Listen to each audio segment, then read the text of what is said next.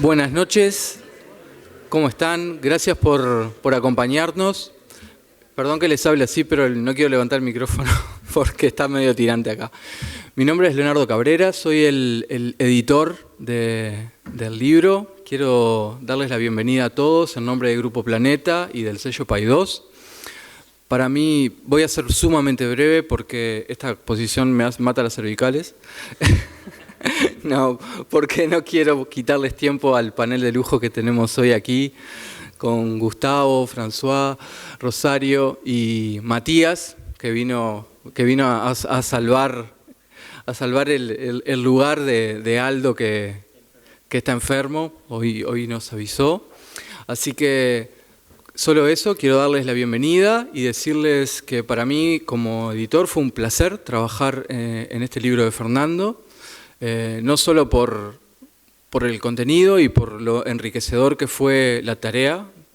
Editar es una forma muy particular de leer y es bueno cuando en esa tarea se suma también el placer y la satisfacción de hacer un recorrido tan interesante y fecundo como fue este trabajo. Así que los dejo con Fernando y con sus presentadores que nos van a hablar más en profundidad de este trabajo. Buenas tardes a todos. Soy Fernando Andach y casualmente el autor de este libro que tuvieron a bien estos colegas y amigos de aceptar presentar. Y bueno, hoy no me queda más que hacer agradecimientos. En primer lugar, a Claudia Garín Regerman, que es la editora, digamos, la persona con que empecé a hablar en Planeta cuando le dije esta idea, esto que está acaparado con sus 300 y pico de páginas era una idea y eso va evolucionando, ¿no? Era un término que quería usar hoy, que es un principio de la semiótica, de lo que trata bastante el libro, por eso se llama Signos del Imaginario Cotidiano, una guía para nuestras vidas mediáticas, ¿no? Es que los símbolos crecen, es decir, uno va con unas ideas, con una propuesta y esa va cambiando y a Leonardo Cabrera, como ya le agradecí en el prólogo que se llama Presigno por algo, realmente nunca imaginé que la tarea editorial podía ser tan, pero tan enriquecedora y él sabe que lo digo con toda franqueza, no es solo porque yo me imaginaba que iba a corregir palabras repetidas, cosas así, pero era insólito el nivel de compromiso y todo lo que volvía en cada relectura, ¿no? Que me obligó a releer todo y bueno, y ahí está hoy, así que muchísimas gracias. Y por supuesto a todos los miembros del panel, a Rosario, a Gustavo, a François y muy especialmente a Matías, que le digo en chiste, le te voy a agregar ahora a Matías Salvador Carvajal, porque no es común que alguien tenga el coraje y la osadía, digamos, de que lo llamen hoy de mañana. Literalmente fue así cuando Aldo Mazzucchelli, que está anunciado en la diapositiva que está atrás mío, me dice que lamentablemente estaba con fiebre, horriblemente mal, con una gripe y no podía moverse de la posición horizontal, o sea que no podíamos contar con él. Bien, la idea entonces ahora es que los cuatro, Matías Carvajal, Rosario Radakovich, Gustavo Remedi y François Graña, van a ir comentando distintas perspectivas para que esos símbolos crezcan del mejor modo, que es con lectores avesados, agudos, que son colegas, ya sea de esta casa, de la Facultad de Información y Comunicación, 3 de ellos, aunque François está ahora en otra posición, pero sigue estando siempre, uno nunca deja, no se puede sacar de adentro, no pueden sacar a uno de acá, pero no lo que uno tiene adentro de este lugar, eso no sale. Entonces voy a ir presentando a cada uno para que cuente un poquito cómo fue la experiencia de leer este libro, que siempre es yo diría, una especie de aperitivo, ¿no? Algo interesante para quienes piensen en leerlo, puede serlo. Entonces, quiero invitar a la profesora agregada, a la doctora Rosario Radakovich, que es coordinadora de la especialización en gestión cultural de aquí, en un lugar que es paralelo, digamos, a la FIC, pero muy cercano a su especialidad. Y quería mencionar solo un par de cosas que ella ha publicado en el 2021 con Ana Bortman, Mutaciones del consumo cultural en el siglo XXI, y la cartografía de fronteras digitales en 2020 y de la plena al trap, nuevos gustos musicales de jóvenes uruguayos en el 2022. Sin más, le doy la palabra y te agradezco nuevamente que hayas aceptado.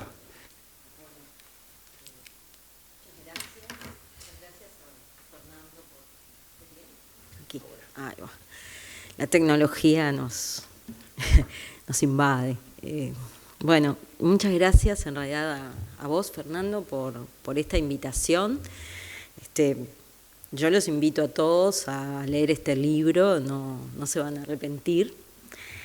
Además de ser un libro académico, pedagógico, también es un libro interesante y divertido, pero por sobre todas las cosas es un libro sumamente provocador. Y bueno, no hay mejor desafío para la literatura que provocar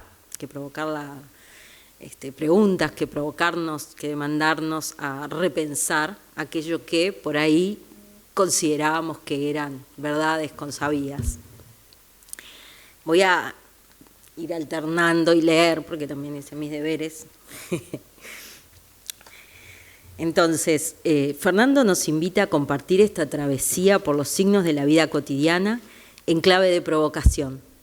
Este libro ofrece una original interpretación de fenómenos disruptivos para la medianía uruguaya, pero a la vez abre muchas preguntas. El libro invita a nuevas interpretaciones, a la polémica, a salir de los lugares comunes sobre un tema que nos convoca a todos, como es el imaginario social, las claves de nuestra identidad cultural como nación. ¿Qué es la uruguayidad? Si será, ¿no?, una pregunta importante, pero también cómo ha cambiado, cuáles son las permanencias y los cambios de esta matriz identitaria, cómo intervienen los medios y las tecnologías de información y comunicación en el imaginario social, cómo nos miramos hoy al espejo como una sociedad que se inscribe en la región y el mundo. La representación de la identidad nacional está allí en la médula del imaginario social. Si Brunner en los años 80 representaba a Chile con un espejo trizado, quizás hoy el imaginario uruguayo podría considerarse como un espejo empañado o distorsionado. Creo que Fernando capta muy bien los signos de cambio, de mutación social en este libro. En esa mirada original del semiólogo persiano, el rumbo de la navegación entre capítulos mantiene algunas constantes, y voy a señalar 4. En primer lugar, atraviesa el libro el interés por realizar un análisis semiótico del imaginario social. Aquí Fernando se propone, y lo voy a citar, volver operativa la noción de imaginario social, si se la concibe como un mecanismo humano que permitiría explicar la permanencia y el cambio, tanto a nivel colectivo e institucional como individual. Para ello toma los 3 tipos de signos del modelo persiano, icónicos, indiciales y simbólicos. A partir de allí, Fernando se propone aportar a la noción de imaginario la perspectiva semiótica, estudiando la acción de los signos. Para ello se vale de un autor icónico de la semiótica como Charles Peirce y su modelo triádico. El libro logra traducir para un público amplio y muy necesario para quienes habitamos esta casa de estudios, en particular para los estudiantes, atención, un autor como Peirce, autor que postula, entre otras cosas, la autonomía del signo que tanto nos cuesta a otros de otras ciencias sociales comprender. Y esto creo que lo entiende Fernando. Pero también pone en práctica autores como Cornelius Castoriadis y Benedict Anderson, todos claves para fundamentar la noción de imaginario social. En segundo lugar, el libro tiene un persistente interés por estudiar signos de la vida cotidiana. El libro aborda en la vida cotidiana aquellos objetos que se perciben banales, que se perciben intrascendentes, hasta despreciables, objetos culturales que no son considerados relevantes para el análisis serio, académico, como el reality show o los memes en las redes sociales. En tercer lugar, se aborda la vida cotidiana desde dispositivos comunicacionales y también, atención, FIC, desde la música de Jaime Ross, el caso de Nilsson en el programa televisivo de MasterChef, o el acoso a redes de Carmela Ontú en la pandemia, un video de hindúes en Montevideo, los videos de Tiranos Temblad, un documental como el de Kusturica sobre Mujica, o una película como La Uruguaya, entre otros. Siempre se presentan recursos audiovisuales y tecnológicos que nos interpelan cada vez más a pensar la vida cotidiana, la conformación de la opinión pública, y para polemizar sobre cómo movilizan las claves del imaginario social efectivo en nuestro país. Por último, entre las continuidades del libro aparece el método de la comparación, que siempre está presente en los análisis de Fernando. A todo lo dicho anteriormente, que ya merece la lectura del libro, cabe agregar lo más interesante a mi juicio, que es el análisis tan potente y original de la realidad, acertando en una lectura, como decía antes, hiperprovocadora de la uruguayidad. Y entre esas provocaciones, quizás un interés compartido con Fernando, que es el análisis de la mesocracia, que se entreteje a lo largo del libro y que es una línea de largo plazo de Fernando, aparece como medular. En el capítulo Nuevos signos del patrimonio virtual de una nación latinoamericana, la serie uruguaya de YouTube Tiranos Temblad, que se analiza en el libro, Fernando trae el ejemplo del cantante de Aerosmith cuando aparece en un video de Tiranos Temblad uruguayizándose. Cuando el narrador del video dice: llegó siendo una estrella y se fue siendo una persona humilde. Acá se emparenta con Nilsson, el ganador de Gran Hermano, cuyo análisis se presenta en el capítulo El irresistible ascenso de un cocinero mesocrático, revistiendo el imaginario social a través del reality show gastronómico y local de MasterChef Uruguay. Comparto con Fernando que no hay cosa más uruguaya que ser humilde, o verse humilde, al menos. Dice Fernando por ahí en la página 71, la modestia es esa cualidad personal y colectiva incansablemente elogiada como la virtud cardinal uruguaya. Todo destaque debe quedar opacado, minimizado. En la túnica de la escuela pública, el gris como estética predominante. Eso lo agregué yo. ¿Qué puede haber más enraizado en nuestro imaginario que la mesocracia instalada por las reformas de Pepe Valle y que insiste en la representación social de la uruguayidad hasta hoy? ¿Pero qué ha pasado con esa mesocracia? ¿Será que los signos del imaginario social hoy admite lo que antes no admitió? ¿Será, por ejemplo, que hoy sí se admiten emprendedores y revolucionarios?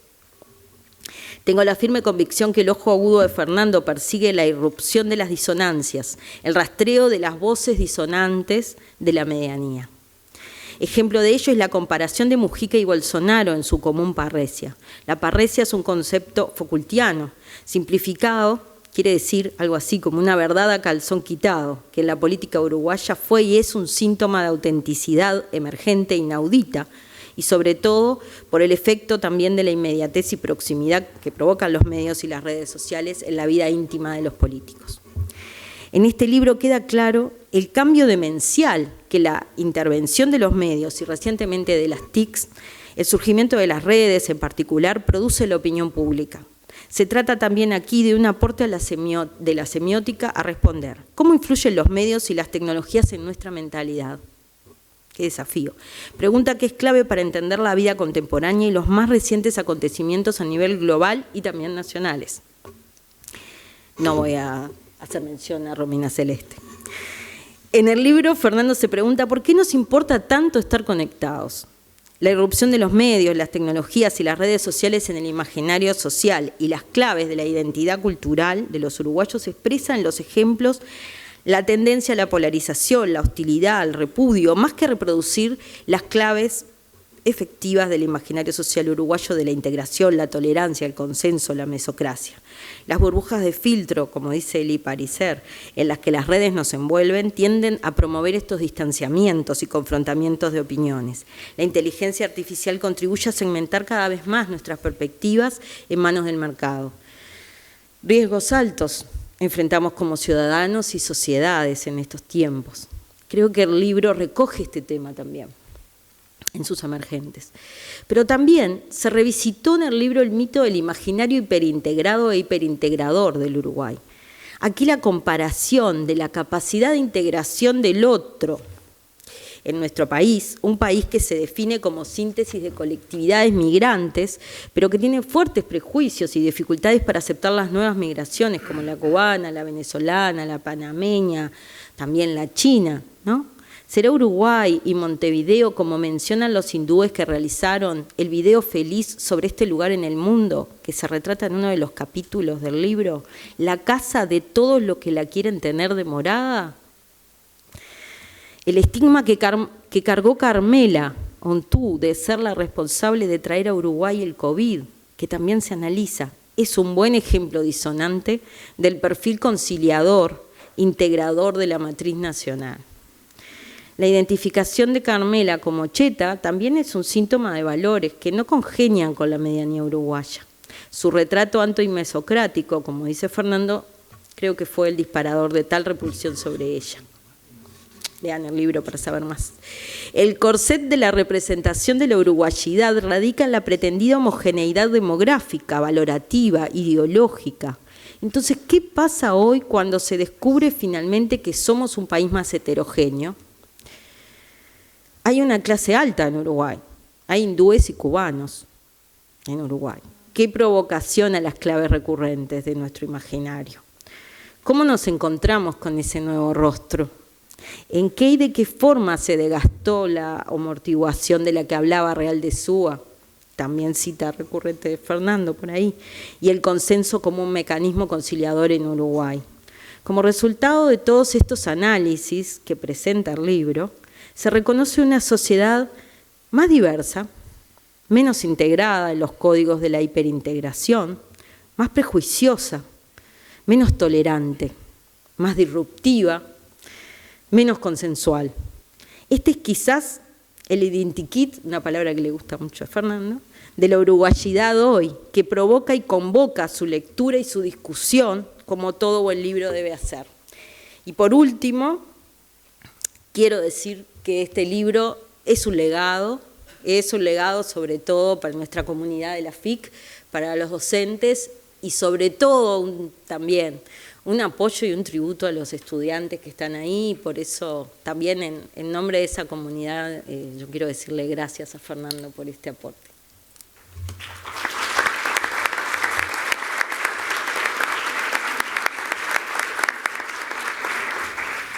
Muchísimas gracias, Rosario. Realmente tocaste muchas cosas en poco tiempo. Y el libro, como digo en el prólogo, hablo de la etapa de Sgt. Pepper's, que es de mi juventud, del año 67, que tiene 70 personajes, incluyendo varias versiones de los propios Beatles, de cera y de foto. Yo solamente junto 21, pero da para un recorrido complejo y te agradezco muchísimo, creo que fue una lindísima síntesis. Voy a invitar ahora entonces al doctor Gustavo Remedi, profesor titular del Departamento de Teoría y Metodología de la Investigación Literaria de la Facultad de Humanidades y Ciencias de la Educación.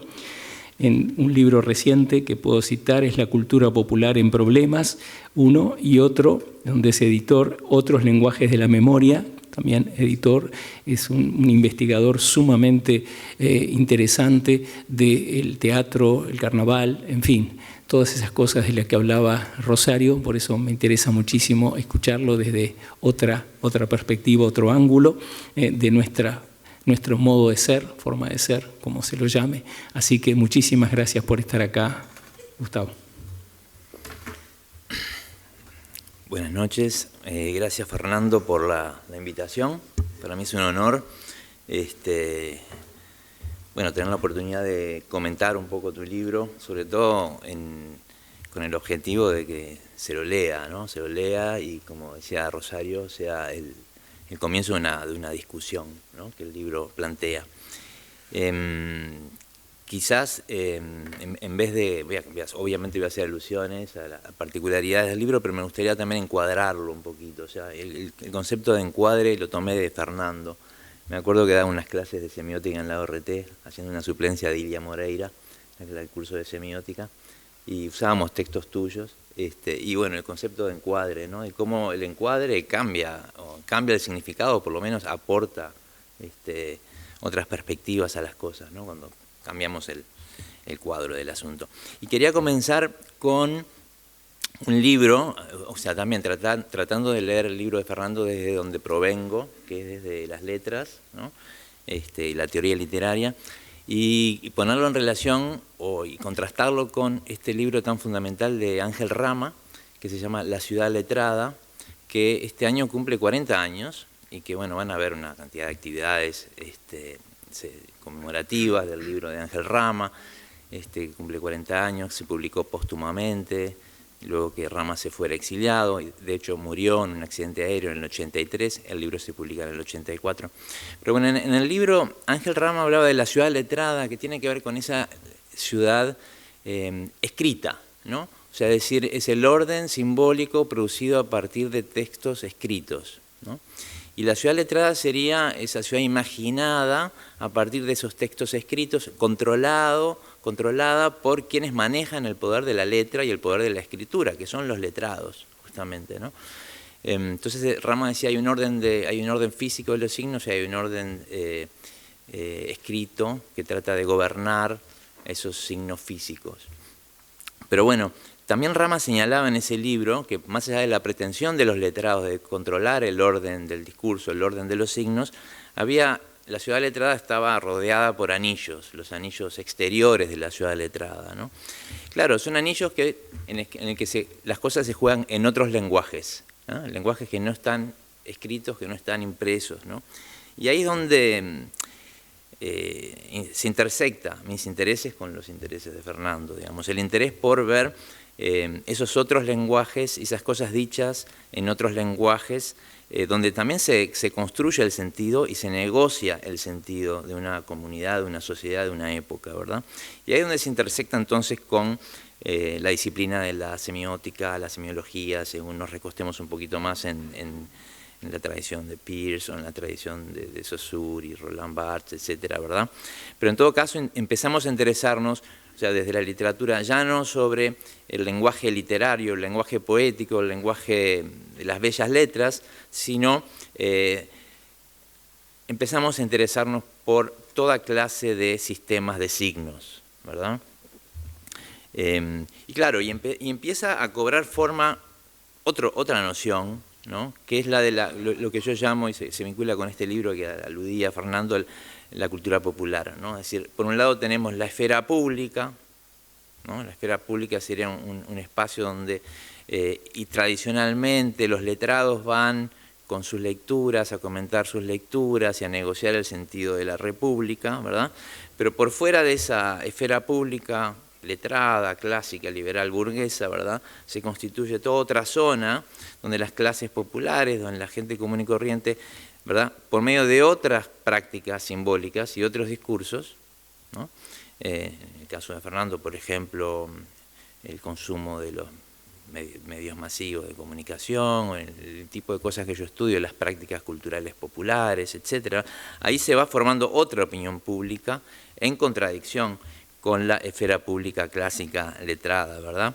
Entonces, una esfera pública plebeya, ¿verdad? Donde también se construye y se negocia el sentido de la realidad, del mundo, de quiénes son los otros, y también el sentido de uno mismo, ¿verdad?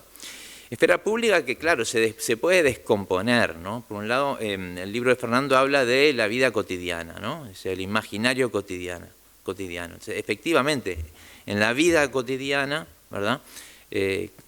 Constantemente estamos produciendo significados, negociando significados, ¿verdad? En nuestras prácticas culturales, jugamos al fútbol, vamos a la feria, leemos una revista, miramos un programa de televisión, ¿verdad?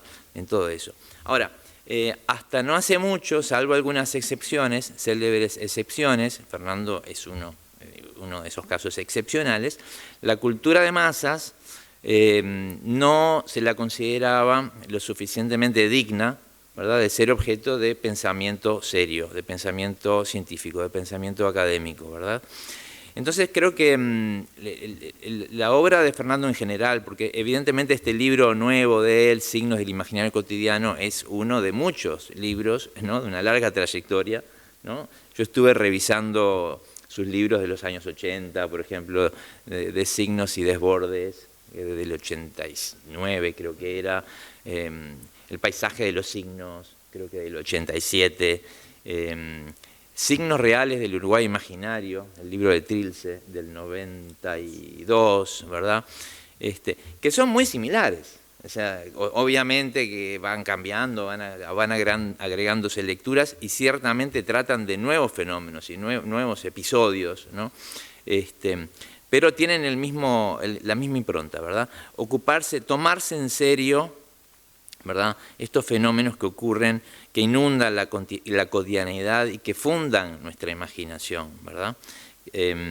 Claro, y en este sentido, él pasa a formar parte de una familia, ¿no? Nuevamente hablando de encuadres, ¿no? Por un lado yo quería contrastar lo que hace Fernando ocupándose de estos anillos exteriores de la ciudad letrada, estos otros lenguajes, pero también él pasa a formar parte de una preciosa familia, ¿verdad?, en la que a mí hice una pequeña lista, ¿verdad?, de un Walter Benjamin, por ejemplo, ¿verdad?, que trata de revisitar el París del siglo XIX a través de la obra de Baudelaire, ¿verdad? Y se empieza a ocupar de que, bueno, por ejemplo, es el primer lector crítico de los shopping, ¿no? Porque el gran protagonista del París del siglo XIX, ¿verdad?, y punto de apoyo del capitalismo moderno, porque por eso es que Benjamin va a preocuparse por el París del siglo XIX, es el shopping, ¿no?, que en ese momento se llamaban los pasajes, ¿no?, los pasajes de París y sus tiendas, ¿no?, y sus vidrieras,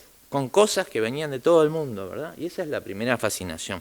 La segunda es la vida en la multitud, ¿no?, el flaner perdido, anónimo, en medio de la avenida parisina o sentado en el café de París, observando y reflexionando.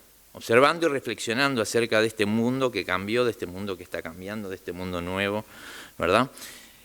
Ahí viene la figura del flaner, ¿verdad?, de la flanerie, como a instalarse en el medio de ese torbellino de la modernidad y mirarla y reflexionar críticamente, ¿verdad? Entonces hay mucho de esto en los libros de Fernando, ¿no? Pararse en medio de ese libro que es la calle, ¿verdad?, de ese libro que es la tele, ¿no? Hay pasajes de Benjamin que hablan muy lindo acerca de cuáles son ese nuevo ambiente del flaner, ¿no?, que es el cartel luminoso, por ejemplo, es el periódico, es el kiosco. El libro de Richard Hogarth, no sé si ustedes lo conocerán, la traducción en español se llama la cultura obrera en la sociedad de masas o algo por el estilo, pero a mí me gusta el título original, que se llama Los usos de la alfabetización, que es un libro en que este investigador inglés, profesor de literatura inglesa, Richard Hogarth, de extracción obrera, se pregunta o se lamenta, básicamente diciendo, miren, les enseñamos a leer a los obreros del siglo XIX, miren lo que andan leyendo, ¿no? Leen novelitas románticas, leen novelas de detectives, leen revistas pornográficas, leen novelitas de amor, ¿verdad?, de Corín Tellado, oh cielos, qué horror, ¿no?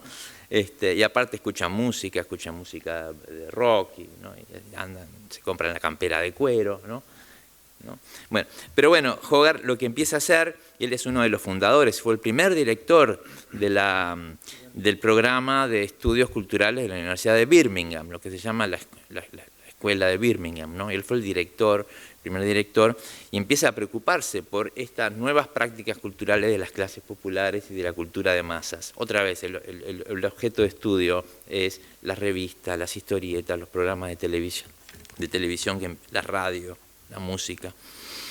Bueno, ciertamente otro paradigma, por ejemplo, cuando Fernando habla de polémica en el bar, ¿no?, y Titanes en el ring, que seguramente ustedes no conocen, pero yo lo miraba en la televisión, ¿verdad?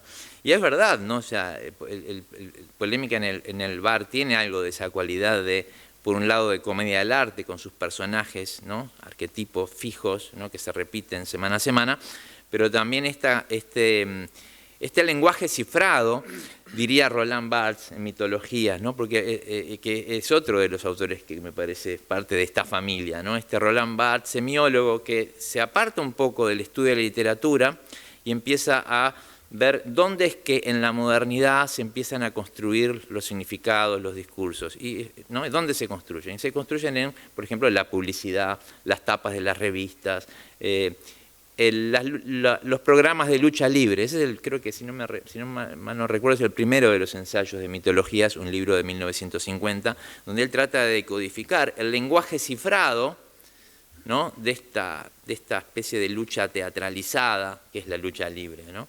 Y bueno, y cómo se van fijando valores, cómo se van fijando discursos a través de los personajes de la lucha libre. Humberto Eco, otro personaje ineludible, ¿no? Si pensamos en el libro Apocalípticos e Integrados, ¿no? Donde él en los años 60 justamente plantea, bueno, debemos tomarnos en serio esto de la cultura de masas, estudiarlo científicamente, ¿verdad? Y bueno, y se lanza, por ejemplo, hay un capítulo también célebre, por ejemplo, sobre Rita Pavone y la canción Dame un martillo, y dame un martillo así rompo todo, ¿no? Bueno, y hace todo un análisis tiene una discusión con los grandes intelectuales de la música culta en Italia, ¿verdad? Y él defiende, ¿no? El estatus de la canción de consumo, como le llama, la canción de consumo, que bueno, perfectamente podría equipararse al análisis que hace Fernando de Durazno y Convención, por ejemplo, ¿no? U otras en otros libros, ¿verdad?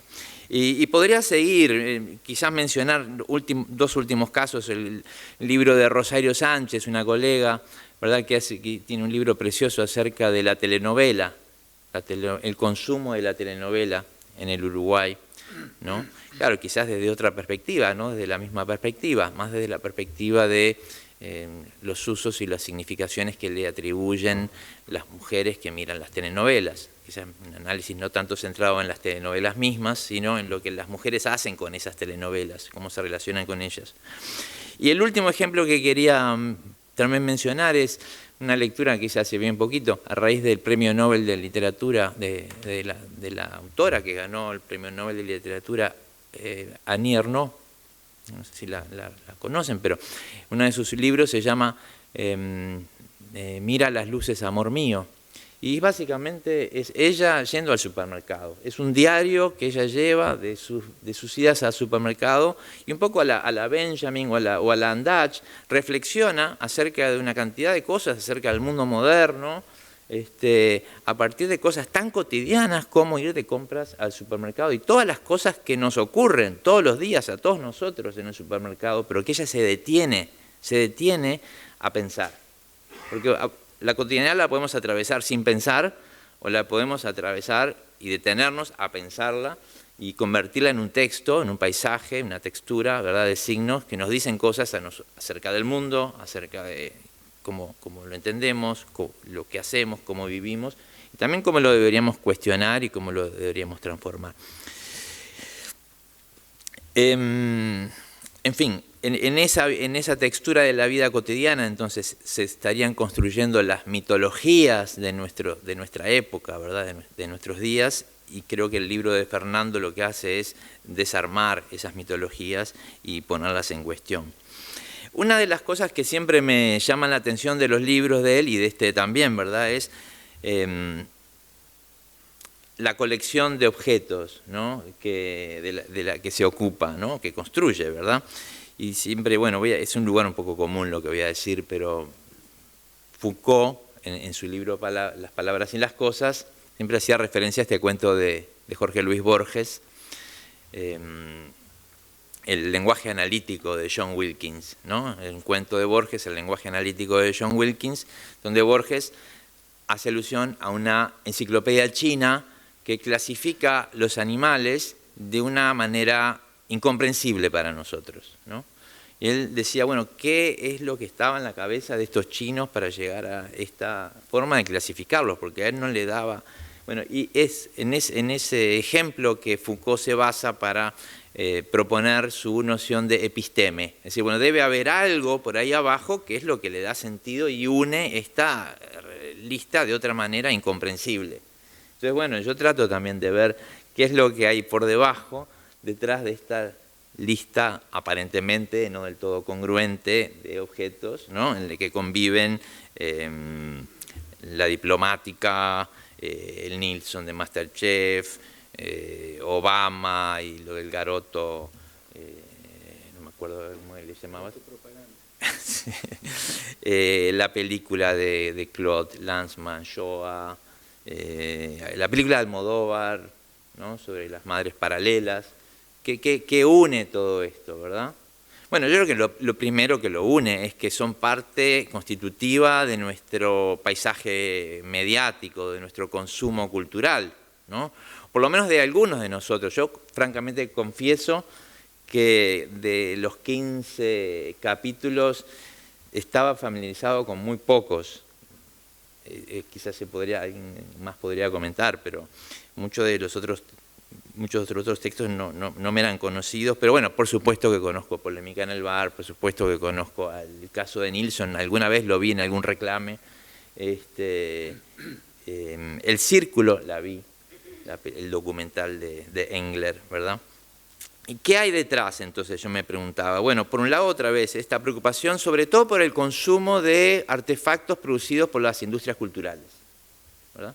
Ahí quizás, en mi práctica profesional, yo me distancio un poquito, porque si bien me interesan los afueras de la ciudad letrada, capaz que me interesan más las prácticas, no es que sea mejor o peor, es otro campo de interés, me interesan más las prácticas culturales populares, ¿no? En todo caso, lo que hacemos con la oferta de los medios masivos, no tanto los artefactos en sí. Y cómo los transformamos, por ejemplo, en el que tú mencionabas el carnaval. El carnaval lo que hace es agarra lo que aparece en los medios, los metaboliza, los parodia, los pone sobre la escena transformados, digamos, ¿no?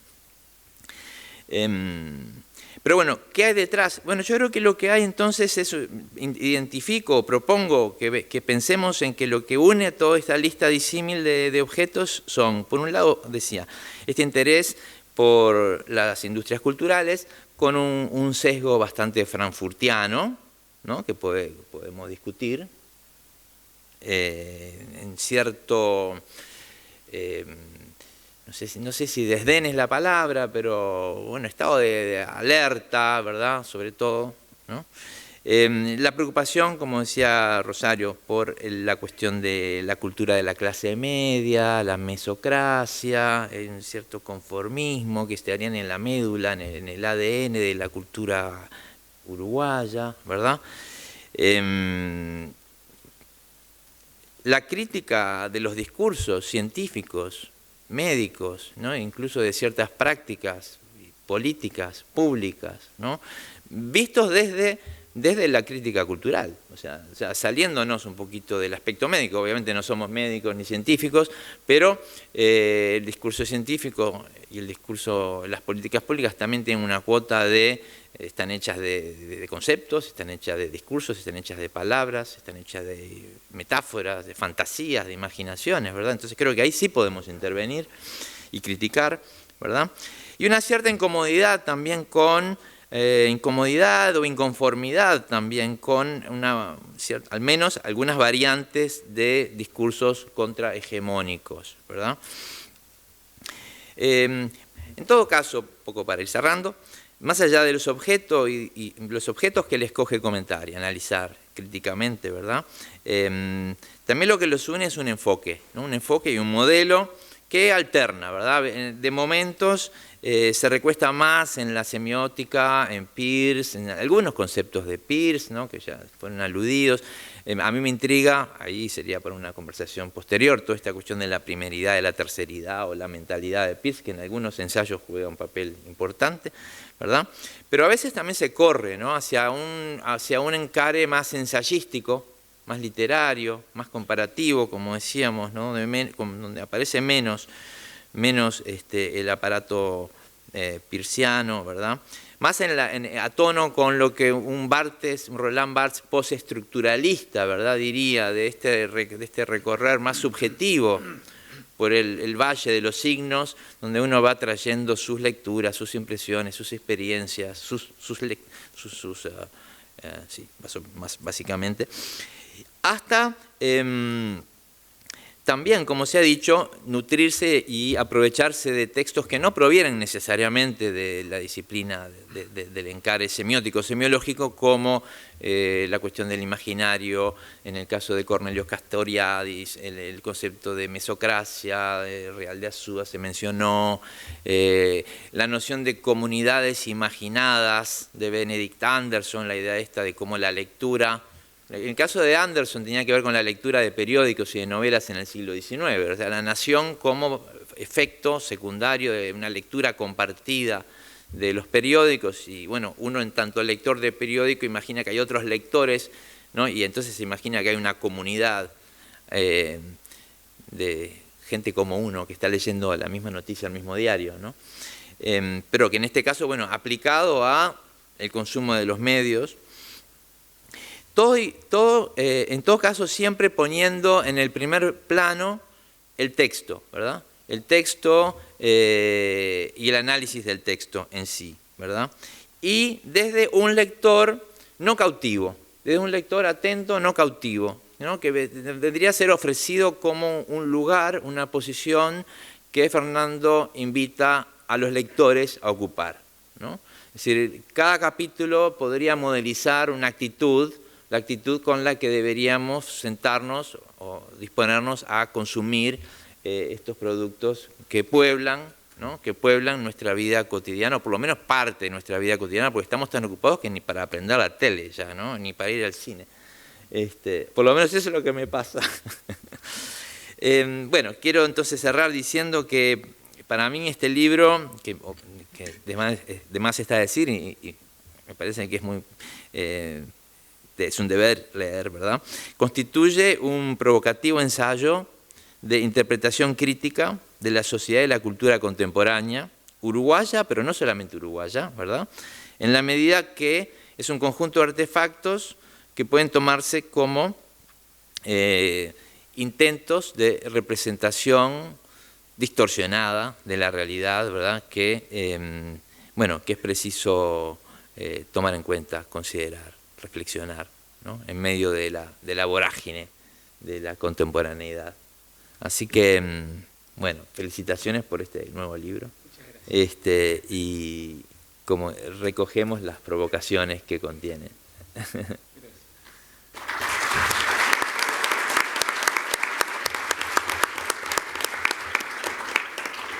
Bueno, muchísimas gracias, Gustavo. Muy honrado de estar en tan estupenda, nunca imaginé estar codeándome con Benjamin y Rama. Justo hablábamos con Matías de un documental que desconocía sobre el accidente terrible, ¿no? Por el cual Rama, Marta Traba y otros caen. ¿Era Saetas, se llama? Barajas, que nunca lo vi y quedé muy enganchado, y solo quería un mínimo recuerdo de juventud. Había una biblioteca, una librería de usado que realmente era como entrar a la cueva de Alibaba, pero en versión caos total, de las hermanas Sureda, en 18 de julio, al lado donde está el galpón, y ahí encontré un ejemplar, Lumen, de Apocalípticos e integrados en la cultura de masas, y me di cuenta que nunca iba a poder dejar de intentar hacer eso. Eso significa, lo que dice Humberto Eco en el prólogo, que la nobleza de una investigación no la da el objeto que uno estudia, sino el método con que lo hace, el rigor, la seriedad. Entonces él estudia Superman, Steve Canyon, estudia cosas que nadie había estudiado, más él viniendo de un doctorado sobre escolástica. Era un tipo muy refinado, ¿no? Trabajó para la RAI, etcétera, y quería hacerle un homenaje también porque hacen años de su muerte, y tuvo una obra realmente enorme, ¿no? Novelista, teórico, ensayista, es decir, cubrió todo, ¿no? Así que muy honrado de estar codeándome con ellos. Muchísimas gracias por esa lectura tan generosa. Bueno, quiero invitar ahora y repetir mi enorme agradecimiento a Matías Carvajal porque tuvo esa nobleza de aceptar de esta emergencia y salvar. Es docente del Departamento de Teoría de la Comunicación de la Facultad de Información y Comunicación, una tesis estupenda que tiene que ver libro para mí sobre imaginarios y discursos de la nación en la prensa escrita, nada menos que la casi guerra entre Argentina y Uruguay por las pasteras. ¿Se acuerdan que había puente bloqueado Estado, ¿no? Todo eso, y tuve la alegría de escribir junto con él un artículo, que se los recomiendo, se llama Signos de bajo perfil en tiempos de estridencia nacional, el indiscreto orgullo del imaginario social uruguayo, publicado en Brasil. Sin más, le doy la palabra y le agradezco la presencia acá a Matías Carvajal. Gracias a vos, Fernando. Voy a volver a agradecer después, pero nada, es un honor estar acá en esta mesa de notables. Me voy a excusar porque mi discurso está bastante menos armado que el resto de mis colegas, por esta razón que acaba de mencionar Fernando, que me avisó hoy de mañana, aunque si bien ya tenía el libro hace un par de semanas, que vuelvo a agradecer que me lo había obsequiado Fernando, y ya tenía bastante avanzada la lectura, además teniendo en cuenta que algunos ya había leído y que ya habíamos trabajado, y algunos que ya conozco por algunas cosas que hemos hablado y discutido en clase, pero no dejaba de ser un desafío que no podía no aceptar. Había un compromiso pragmático entre nosotros, no podía decir que no.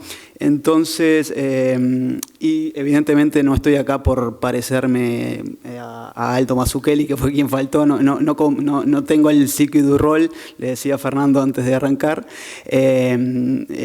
pero sí, bueno, tenemos un vínculo desde hace ya algunos años, incluso primero como estudiante, después como tutor, Fernando, y yo siento que dialogo mucho con él, no solo al momento de escribir la tesis, no solo en clase, sino pensando y leyendo, también estamos dialogando y discutiendo. Y un poco quería, como no sabía, después de aceptar, como me dio miedo de qué voy a hablar, me acordé que uno de los artículos era sobre la uruguaya,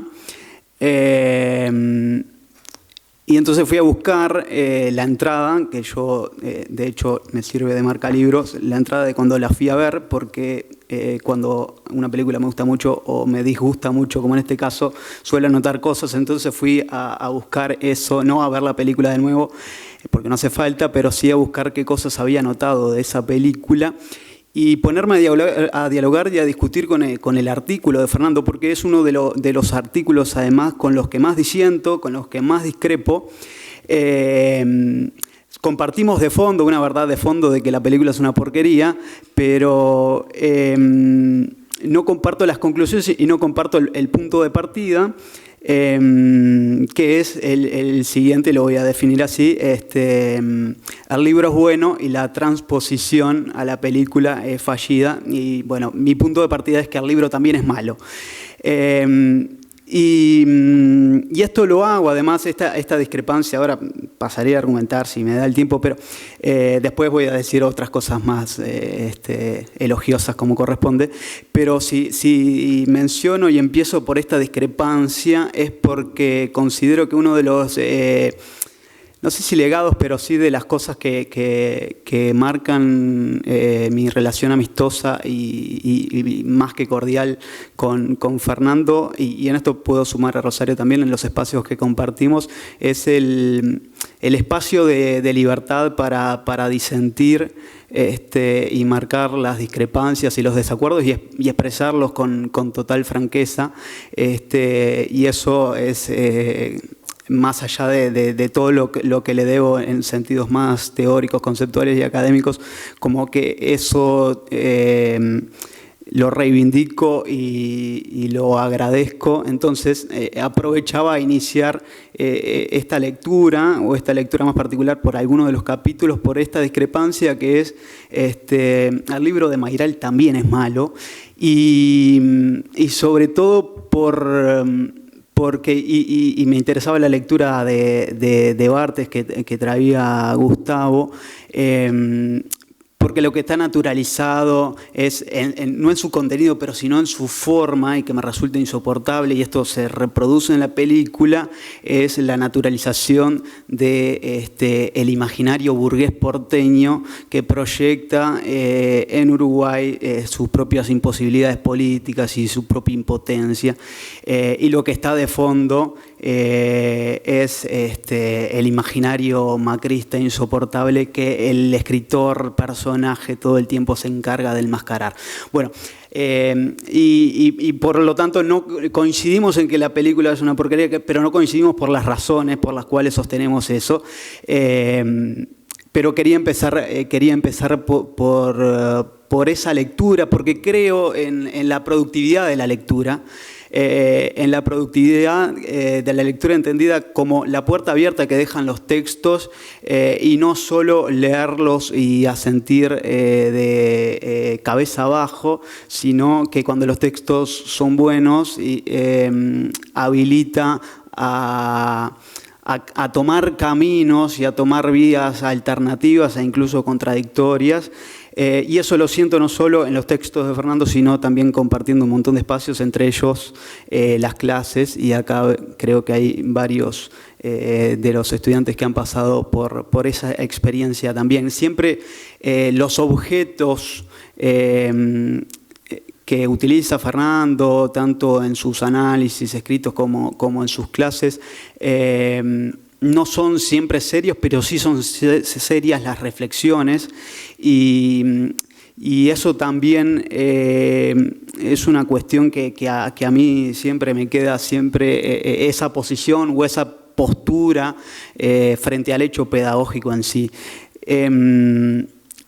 Y después me quiero quedar con el último capítulo,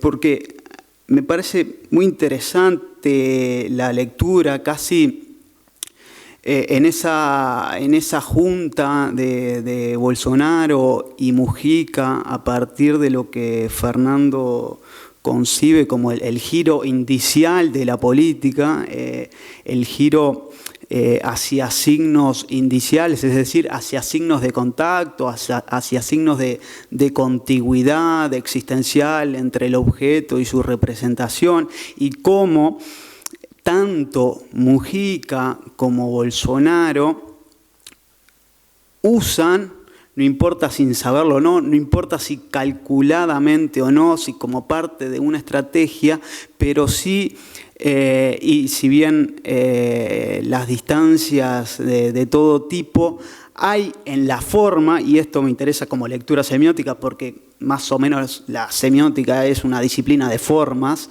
más que de contenidos, en las formas hay un mensaje que es a su vez antipolítico, y esto es, para cerrar el libro me pareció un acierto, además porque me parecen un acierto las reflexiones que hace Fernando en esta comparación que en principio puede resultar incómoda, porque es un libro que ya lo dijeron tanto Gustavo como Rosario, a veces incomoda, a veces provoca, y esa asociación o esa junta es perfectamente entendible y comprensible una vez parados desde este lugar, desde esta mirada, desde esta perspectiva semiótica que conciba el signo indicial como este signo de contacto, y cómo ambos parresiastas, tanto Mujica como Bolsonaro, como ambos parresiastas, y acá viene otra incomodidad, usar a Foucault para entender a Bolsonaro y a Mujica, cómo esta parresía, decir la verdad,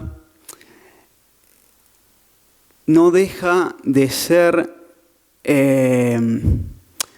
menos político que corporal, menos político que animal incluso.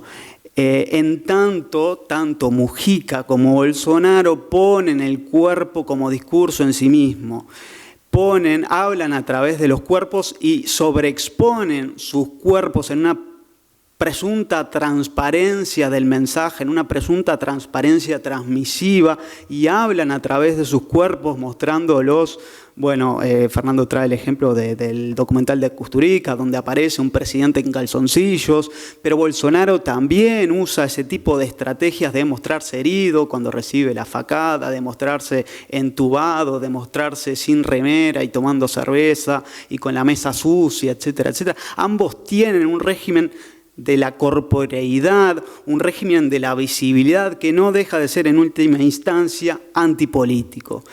Y esa junta, esa reflexión final me parece que es un buen cierre del libro y permite pensar al margen de posteriores derivas de estos personajes, permite pensar la política desde ese otro lugar. ¿Para qué puede servir la semiótica en ese sentido?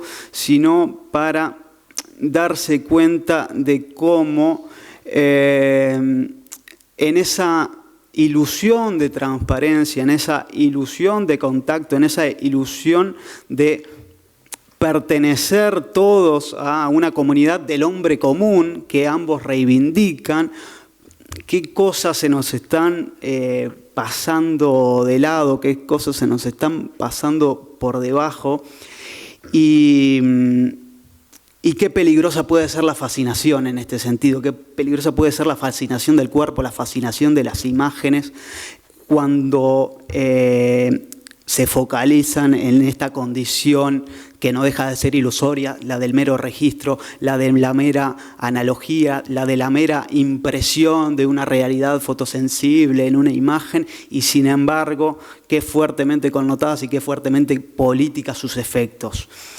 Para cerrar, después de toda esta, que no dejan de ser digresiones y cosas que venía pensando en voz alta y algunas que tenía anotada en este papel, voy a usar la frase manida de Lautréamont, la de el encuentro fortuito sobre una mesa, sobre una mesa de disección entre una máquina de coser y un paraguas, porque Fernando hace todo el tiempo eso y en el libro también, y porque si bien, y quiero traer esta suerte de inspiración surrealista de la imagen de Lautréamont para vincularlo, trayéndolo a la disciplina que nos une, que es la semiótica, trayéndolo a la abducción, que es esa operación lógica que permite la entrada de nuevas ideas, que permite hipotéticamente y especularmente, a través de la especulación, la entrada de nuevas ideas y del planteamiento de hipótesis. Yo considero la abducción entendida en su doble sentido, en el sentido que usa Percy, en el sentido que también está ahí rondando, que es el de la ciencia ficción, el rapto, y entender la abducción como este rapto de razonamiento y que habilita a pensar nuevas lecturas. Y por eso considero que Fernando, a pesar de incomodar en este libro, a pesar de hacer aseveraciones provocadoras, no es un parresiasta, entendiendo, como lo dice él, y citando a Foucault, Foucault contrasta el discurso del poeta con el del parresiasta, pues este último no deja nada librado a la interpretación. Y yo digo que Fernando, con cada uno de estos escritos, estemos de acuerdo, no compartamos las cosas, compartamos algunos de los artículos, algunas de las conclusiones y otras no. Fernando siempre deja lugar a la interpretación y esa es la libertad que le celebro y que celebro de este libro, de sus textos y de sus clases y de todos los momentos compartidos. Así que nada, hoy venía escuchando una canción de Darnold Jans que es Pago, donde le dice al padre, yo le debía esta canción a usted, y bueno, parafraseando a Darnold Jans, yo le debía estas palabras de agradecimiento.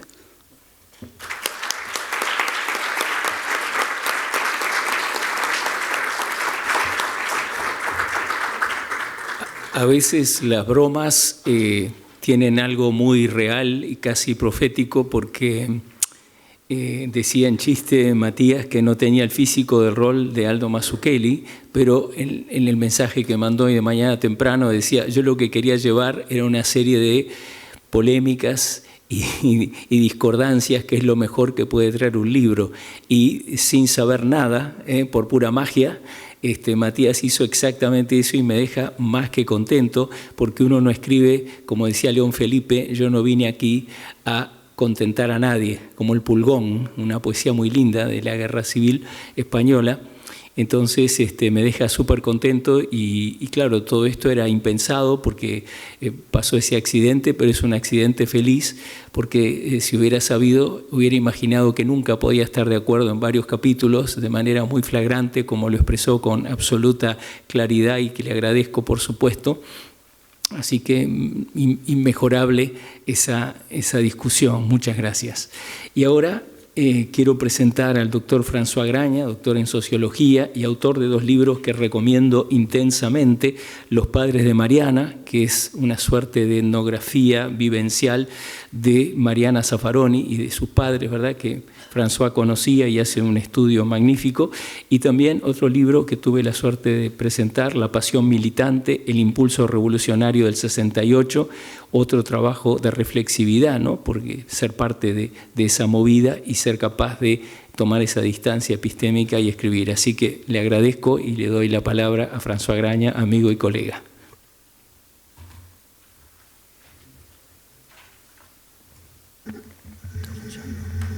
Eso, perfecto.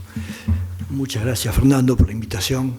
Es un gusto. Yo no sabía que me iba a tocar último y me viene muy bien porque los 3 comentaristas han hecho comentarios del libro, sobre el libro, de enfoques bien interesantes y bien distintos, bien dispares. Eso es, bueno, es siempre la sorpresa de este tipo de mesa, ¿no? De manera que, bueno, celebro ser el último porque en realidad me voy a permitir una pequeña salida del guión. En parte tal vez porque estoy jubilado, entonces me siento, digamos, un poquito más libre en cierto sentido. Yo quisiera hablar más que del libro, yo quiero hablar del autor. Además de algún comentario sobre el libro también quiero hacer, pero bueno, quiero comentar, en primer lugar, expresar mi admiración por la valentía de Fernando, así como en realidad su pareja, su esposa, Mariela, y lo voy a ilustrar con 2 episodios. El primero, en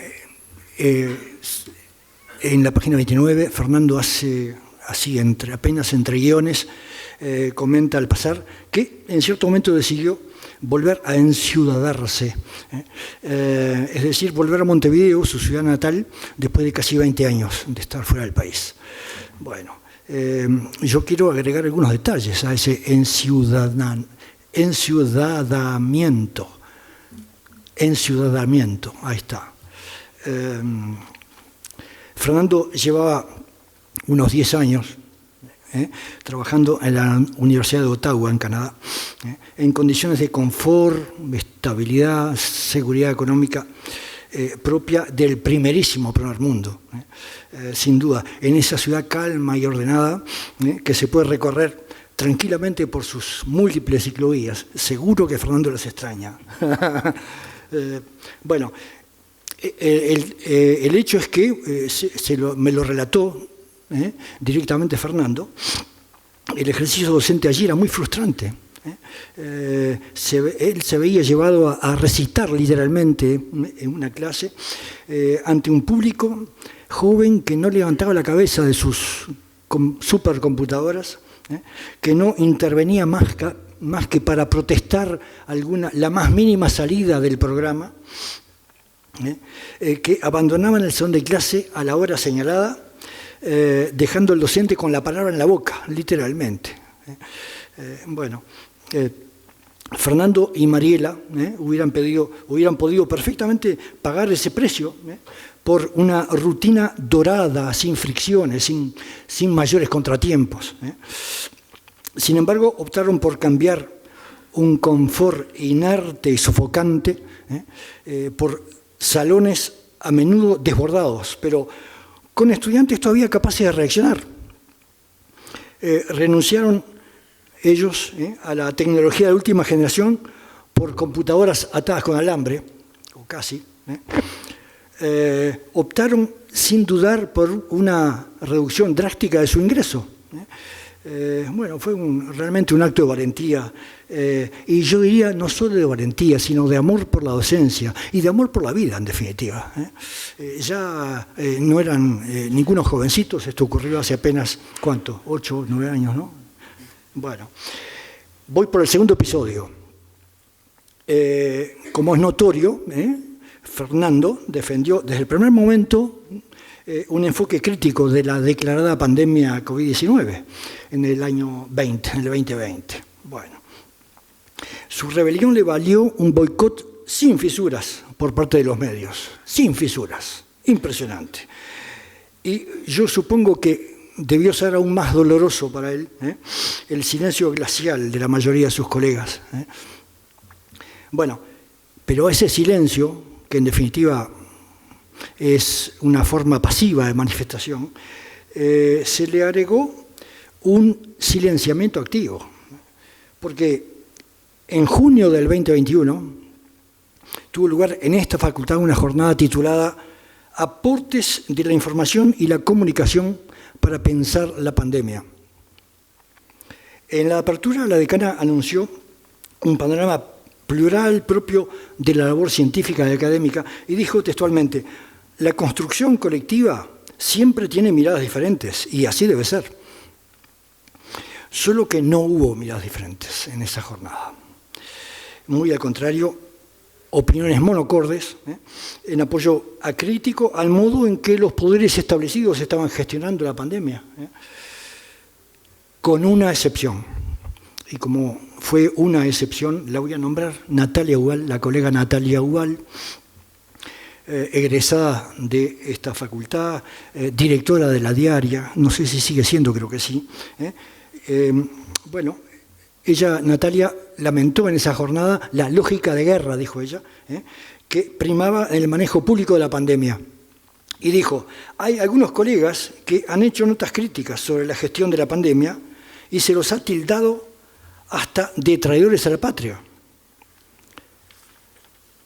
En aquel momento nadie podía ignorar en la FIC, en la facultad, que el director de su instituto de comunicación, Fernando Andach, venía interviniendo críticamente en el espacio público sobre la declarada pandemia COVID-19. Bueno, no solo no fue invitado a la jornada, sino que se enteró de casualidad por un estudiante, por boca de un estudiante, el director del Instituto de Comunicación. Bueno, en su libro, Fernando define el otricidio, uno de esos tantos maravillosos neologismos que patenta el colega acá. Bueno, el otricidio. Y le llama el otricidio al acto de ultimar a alguien en tanto signo legítimo. La violencia de negarlo como interlocutor válido. Bueno, esto es lo que hicieron en esta facultad, con Fernando Andach en junio del 2021. Pero también quiero decir algo sobre el libro. Fernando escribe por allí, no anoté la página, bueno, lo fundamental para un semiótico ocurre en esa menospreciada superficie de nuestro existir en el mundo. Menospreciada superficie de nuestro existir en el mundo. Superficie que constituye esa napa gaseosa, inasible, pero tan real como el suelo que pisamos. Así la semiótica es esa mirada científica sobre la superficie de la expresividad humana. Mirada que yo diría justamente lo que hace es enaltecer lo superficial, dándole, reconociéndole a lo superficial su dignidad propia, su dignidad de indicio, de señal, de huella, de marca, de manifestación perceptible del comportamiento de las personas. Y fíjese ustedes qué interesante, el término latino, persona, designaba la máscara que cubría el rostro de los actores en el teatro romano, hace 2000 años ya. El momento histórico en que persona adquirió su significado actual no es muy claro. Es discutible. Lo que sí es evidente, yo creo, me parece a mí, es la pertinencia de la fusión de sentidos entre individuo humano y máscara, entre persona y personaje, entre profundidad y superficie, en definitiva. Nuestra subjetividad, nuestro yo más íntimo, yo diría que solo es perceptible para los demás a través de manifestaciones verbales y gestuales, por medio de la expresividad corporal y facial, por la proxemia, por la indumentaria. Estas máscaras, estas múltiples, estas infinitas máscaras con que nos paseamos por el mundo social, vehiculizan la comunicación social. En realidad, sin esas máscaras, sin esos personajes, la condición humana no es concebible. Somos esos personajes. Las personas, entonces, yo creo que sí, que somos, ni siquiera tenemos, sino yo diría somos esas innumerables máscaras, que en palabras de Fernando, esas máscaras constituyen, o sea, la superficie expresiva del comportamiento social humano, constituye un yacimiento inagotable de conocimiento. Yo diría que en ese sentido la semiótica, la sociología comprensiva inspirada en Max Weber y el psicoanálisis, tanto freudiano como junguiano, yo diría que hay una convergencia bien significativa entre estas tres disciplinas. ¿En qué sentido? Bueno, porque se ocupan por igual, aunque en modos y metodologías muy distintas, de auscultar las profundidades del alma humana, de la condición humana. Hacen eso. Esto es precisamente lo que hace Fernando en esta excelente conjunción de ensayos. Bueno, este libro de Fernando materializa, yo creo que muy a su pesar, una culminación, pero inmejorable, de un recorrido académico que la aplicación burocrática de la norma acaba de dar por finalizado. Sí, la universidad jubila a Fernando Andacht. Lo han jubilado, literalmente, contra su voluntad. Y en pleno apogeo de su labor intelectual. Yo quiero que ojeen, aunque más no fuera este libro, para materializar esta afirmación que no es apenas un mero reconocimiento ni un halago superficial de presentación del libro. Fernando, a sus 70 años recién cumplidos, se encuentra en el apogeo de su actividad intelectual. Bueno, sinceramente este acto de burocracia me da una profunda vergüenza ajena. Pero pongamos al mal tiempo buena cara, como sabe muy bien hacer Fernando también. Celebremos este sustancioso aporte al estudio de la vida social, en el que quisiera detenerme en un punto concreto. Yo no comparto el enfoque de Fernando sobre la perspectiva de género. Sin embargo, no voy a polemizar acá. Me gustaría hacerlo en otra instancia, en todo caso, pero sí me voy a quedar con una mención a su análisis de la película La Uruguaya. Por allí, por la página 140, Fernando define el peaje ginocéntrico como, cito, entronizador de la mujer y desplazador del hombre, que reina en la actualidad en todo el mundo audiovisual. Unas paginitas más adelante se refiere a una poderosa ideología dominante que produjo en el film analizado la desaparición injustificada de la perspectiva masculina.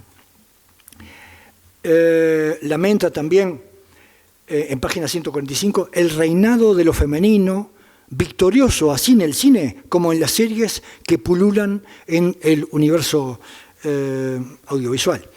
Y finalmente, 2 páginas más adelante, propone que la lucha por la igualdad de los seres humanos no puede ni debe producir como resultado la supremacía arbitraria y antojadiza de una clase de personas sobre la otra, en este caso, las mujeres sobre los hombres. Este análisis de Fernando, siempre matizado, pormenorizado, coloreado, casi tropical, es su análisis, su prosa que me gusta mucho. Este análisis de Fernando me llevó a pensar en una paradoja, en una tensión que yo diría está ahí, en pie, pendiente de análisis, de dilucidación. No es que le falte al libro, porque en realidad no se propone hacer esto Fernando, sino otra cosa y lo hace muy bien. Pero yo diría que da pie, los buenos libros hacen eso, a dilucidar esta tensión. Fíjense, este peaje ginocéntrico, omnipresente en el mundo audiovisual que señala Fernando, no se comparece con el paisaje marcadamente androcéntrico que reina en la muy real vida social, aquí como en el mundo entero. Un flash rapidísimo. En el 84, aquellas elecciones semidemocráticas de transición de la dictadura a la democracia, no fue elegida ninguna mujer al Parlamento. Hoy, pasados 36 años y 7 elecciones, ocupan las mujeres el 19.2% de las bancas. Quiere decir, una mujer de cada 5 representantes. A este ritmo, y acá voy a jugar un poco, la vida social no es ni tan lineal, ni tan simple, ni tan previsible, pero si este ritmo se mantuviera, las mujeres llegarían a constituir el justo 50% del Parlamento dentro de 55 años. Habría que esperar a las elecciones del 2079. En el mundo empresarial, en las áreas de defensa y de economía, en los ámbitos de decisión de la enorme mayoría de las instituciones públicas y privadas, los hombres siguen siendo abrumadora mayoría. A la luz de esta realidad, yo diría que el mentado peaje ginocéntrico araña apenas la coraza de un patriarcado que goza de muy buena salud. Los invito a leer este libro, pero a leerlo, esta formidable conjunción de textos semióticos, a leerlo con la parsimonia que reclama el análisis complejo de los signos y que reclama también la erudición arborescente de su autor. De manera que, bueno, felicitaciones a Fernando por este trabajo y por muchos otros.